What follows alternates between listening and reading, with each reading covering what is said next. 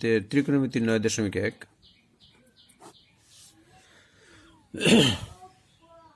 ত্রিকোণমিতি সম্পূর্ণ নতুন একটি অধ্যায়। এটা শেখার সময় অবশ্যই আমরা বেসিকের বিষয়গুলো আগে শিখে নেব।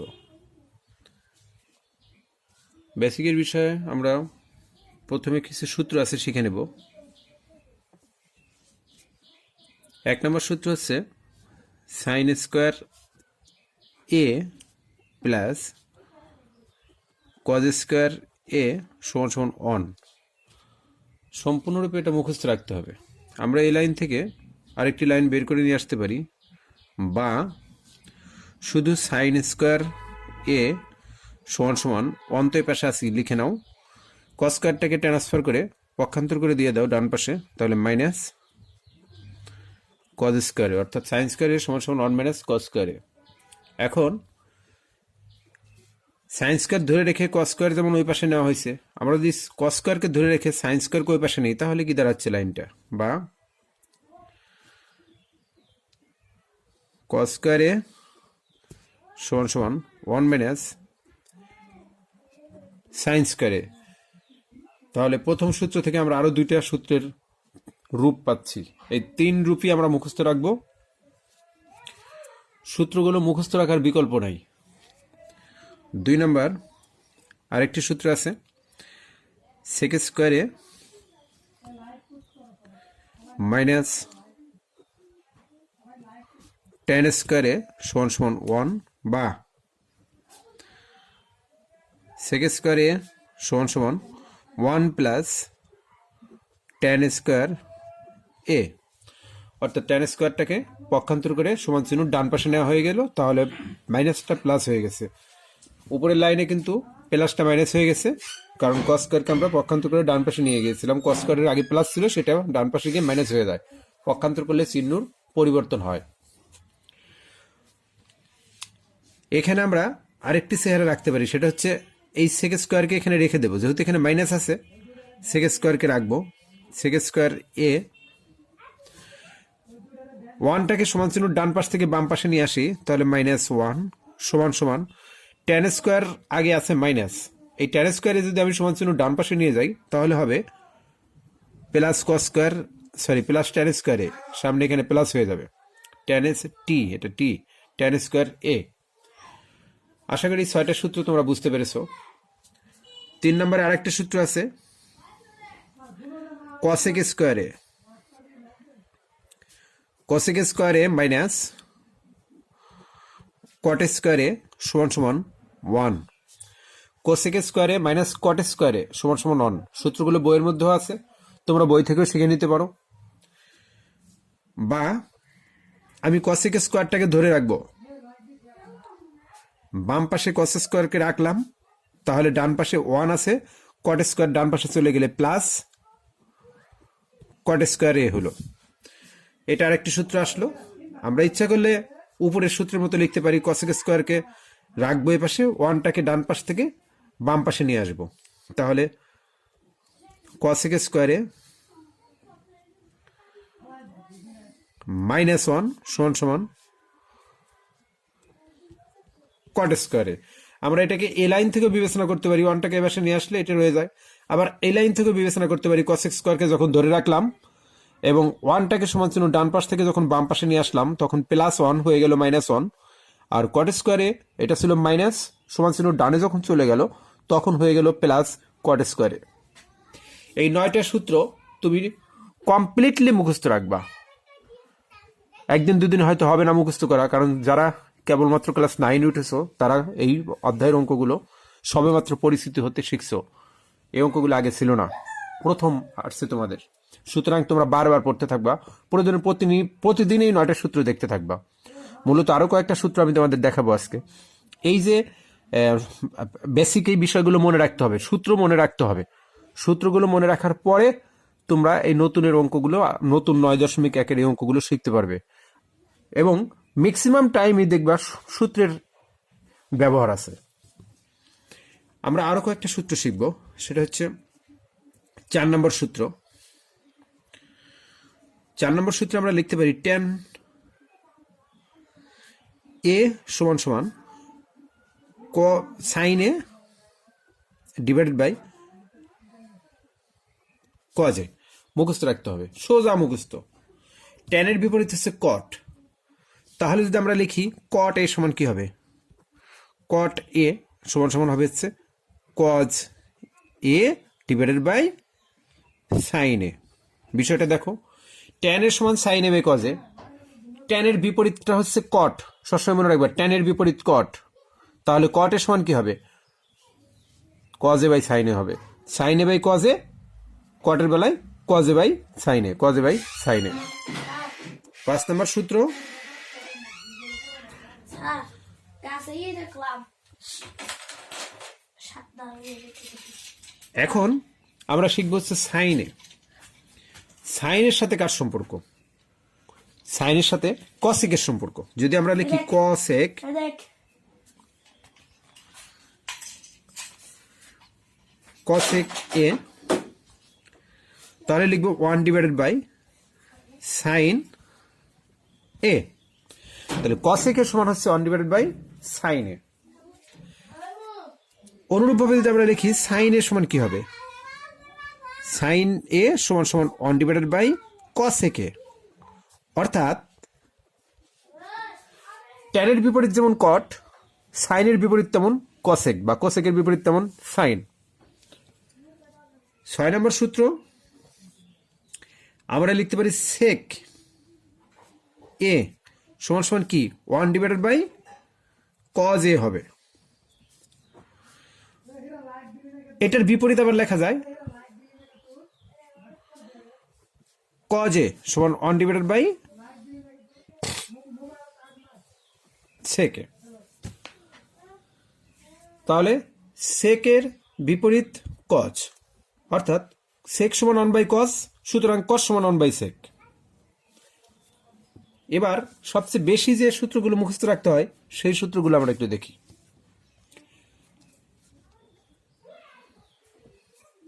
সাইন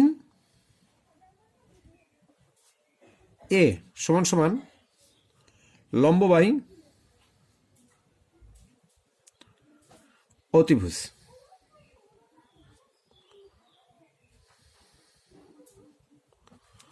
তাহলে সাইন এর সমান কি, লম্ব বাই অতিভুজ। সাইনের বিপরীত কি, সাইনের বিপরীত হলো কসেক। তাহলে কসেক সমান কি হবে, কসেক এ সমান হচ্ছে অতিভুজ বাই অতিভুজ ডিভাইডেড বাই লম্ব। আমরা এবার শিখব কজ।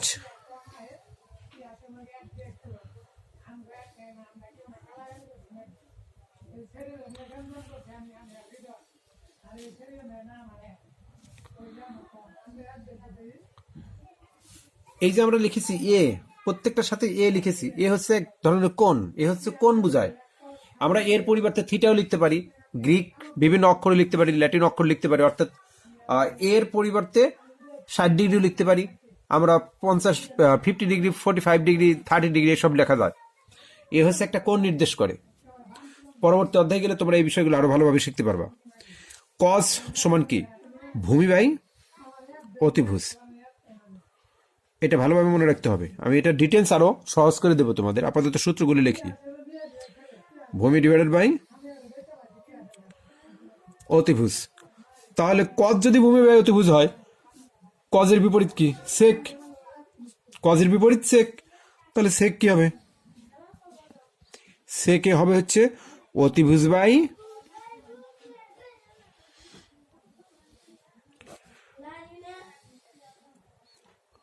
ভূমি।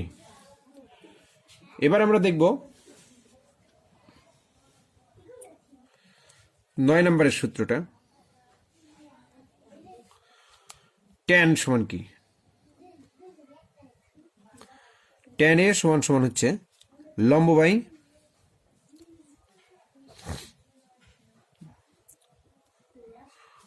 ভূমি। আমরা একটু আগে শিখেছি ট্যানের বিপরীত কি, কট। ট্যান হচ্ছে সাইন বাই কজ, আর কট হচ্ছে কজ বাই সাইন, অর্থাৎ ট্যানের বিপরীত কজ। তাহলে ট্যান যেহেতু লম্ব বাই ভূমি, কজ কি হবে, সরি কট, কট কি হবে,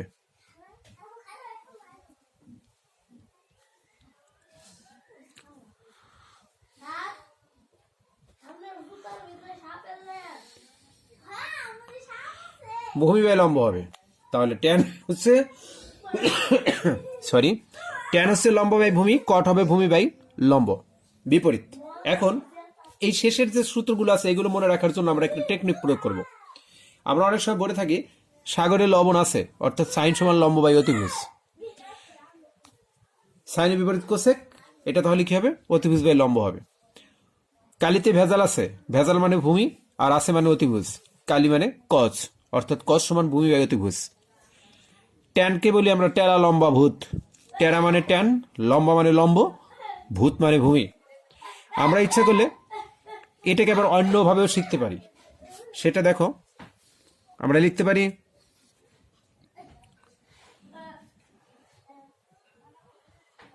লঘু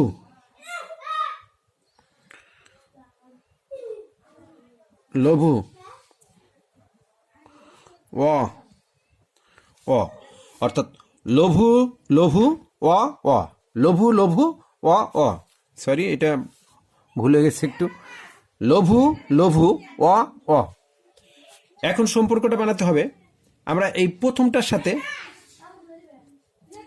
শেষেরটার সম্পর্ক বানাবো, অর্থাৎ লম্ব ডিভাইড লঘু, ল অর্থ লম্ব, ভূ অর্থ ভূমি, লঘু লঘু অ অর্থ অতিভুজ, অ অ, লঘু লঘু অ অ। তাহলে লম্ব, আমরা বাম থেকে ডান দিক যখন যাব তখন লম্ব বাই অতিভুজ সমান হচ্ছে সাইন। এ ধরে নেই সাইনে, হ্যাঁ। ওর বিপরীত ক্রমে অতিভুজ বাই লম্ব সমান কি হবে? কছেক। বিষয়টা আবার খেয়াল করো, লঘু লঘু অ অ, যখন বাম থেকে ডানে খেয়াল করবো তাহলে প্রথমের সাথে একদম শেষেরটা সম্পর্ক বানাবো। লম্ব বাই অতিভুজ সমান সাইনে, সাইন লম্ব বাই অতিভুজ অর্থ হচ্ছে সাইন। আমরা যদি এটাকে আবার লিখি অতিভুজ বাই লম্ব তাহলে হবে হচ্ছে কসেক।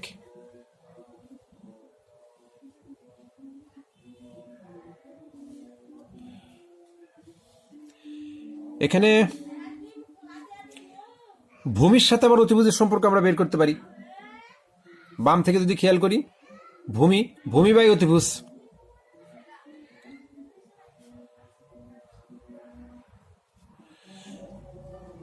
লম্ব বাই অতিভুজ সাইন, ভূমি বাই অতিভুজ কি হবে? কজ।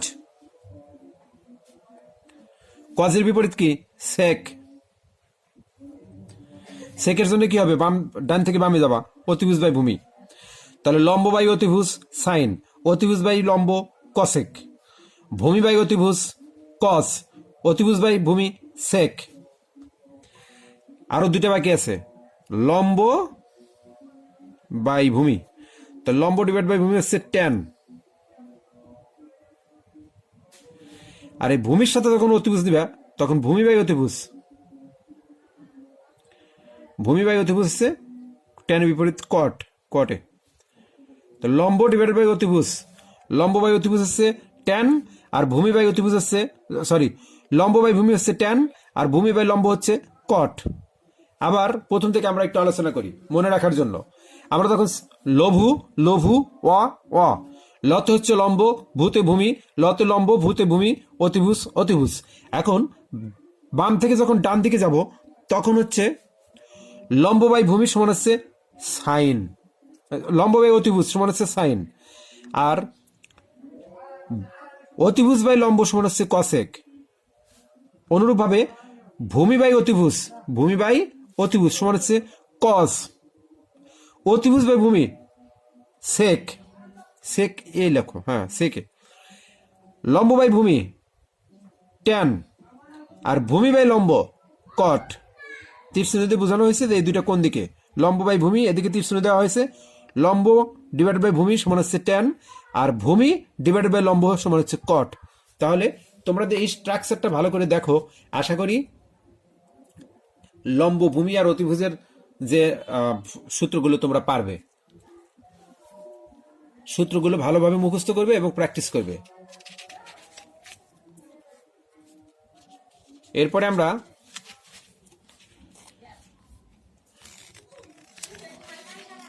আরো একটি সূত্র প্র্যাকটিস করব। সূত্র বলতে পিথাগোরাসের সূত্রের থেকে যেটা আসে সেটা প্র্যাকটিস করব সমকোণী ত্রিভুজের ক্ষেত্রে।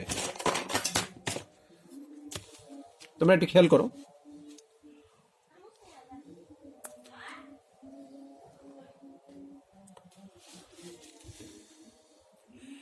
আমরা যদি একটা সমকোণী ত্রিভুজ এঁকে নেই,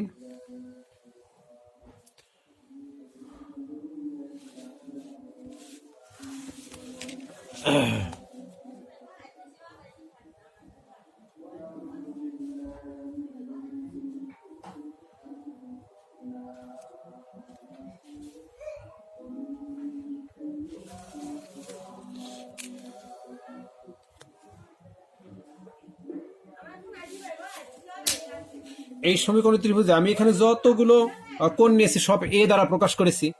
তা আমি ইচ্ছা করলে এখানে সবসময় মনে রাখবা, কান টানলে মাথা আসে আর কোণ টানলে ভূমি আসে। তাহলে আমি এটাকে যেখানে রাখবো ওই বাহুটা হবে ভূমি। সবসময় মনে রাখবা এটা হচ্ছে অতিভুজ ফিক্সড। আর এই দুটা বাহু চেঞ্জ হবে, কখনো এটা ভূমি হবে, আবার কোনো কোনো সময় এটা লম্ব হবে, আবার এটাও কখনো কখনো লম্ব হবে, কখনো কখনো ভূমি হবে। আমি যখন এই কোণটাকে বিবেচনা করব তখন এটা ভূমি, এটা লম্ব। আবার যখন এই কোণ ধরে টানবো তখন হবে এটাই ভূমি, এটা লম্ব। আমি যেহেতু এখানে এ কোণ রাখছি, সুতরাং এ কোণের সাথে ভূমি থাকবে। আমি ইচ্ছা করলে এ কোণ এখানেও দিতে পারি, এ বি সি। তাহলে আমার এই এ কোণটার সাথে যে বাহুটা আছে এ বি বাহু, এ বি বাহু হচ্ছে ভূমি, বিসি বাহুটা হচ্ছে লম্ব। আর এটা সবসময়ের জন্য অতিভুজ ফিক্সড। পিথাগোরাসের সূত্র অনুসারে আমাদের যদি লম্ব আর ভূমি দেওয়া থাকে, অতিভুজ দেওয়া থাকে, তাহলে অতিভুজের সূত্র ব্যবহার করতে পারি আমরা এইভাবে, যে অতিভুজ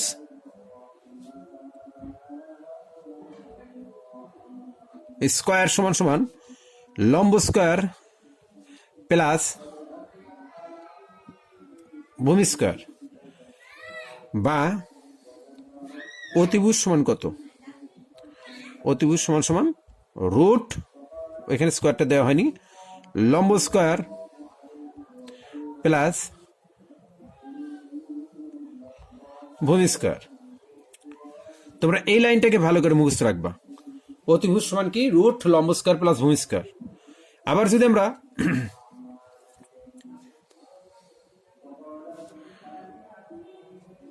এই লম্ব বের করতে চাই, তাহলে লম্ব সমান কি? লম্ব সমান অতিভুজ তো আছেই, ভূমি এবার থেকে বিয়োগ হয়ে যাবে, তাহলে আর লম্বের স্কয়ারটা হয়ে যাবে রুট, রুট আবার অতিভুজ স্কয়ার বিয়োগ ভূমি স্কয়ার। ভালোভাবে মনে রাখবা, আমরা যদি লম্বটাকে ধরে রাখি, ভূমি অতিভুজ থেকে বিয়োগ হয়ে যাবে, অতিভুজ বিয়োগ ভূমি, অতিভুজ স্কয়ার বিয়োগ ভূমি স্কয়ার। আর লম্ব ধরে রাখছি, তাহলে লম্ব স্কয়ার ছিল, সেই স্কয়ারটা ডান পাশে রুট হয়ে গেছে। তোমরা এটা মুখস্থ রাখবা, যখন আমি লম্ব ধরবো তখন অতিভুজ স্কয়ার বিয়োগ লম্ব স্কয়ার রুট, আবার যখন আমি ভূমি ধরবো তখন অতিভুজ স্কয়ার বিয়োগ লম্ব স্কয়ার রুট, যখন আমি লম্ব ধরবো তখন অতিভুজ স্কয়ার বিয়োগ ভূমি স্কয়ার রুট, আবার যখন আমি ভূমি ধরবো তখন অতিভুজ স্কয়ার বিয়োগ লম্ব স্কয়ার রুট। দেখো, ভূমি ধরলাম, ভূমি ভূমি সমান কি হবে? অতিভুজ স্কয়ার বিয়োগ লম্ব স্কয়ার রুট। তোমরা এই চারটা লাইন খুব ভালোভাবে মুখস্থ রাখবা।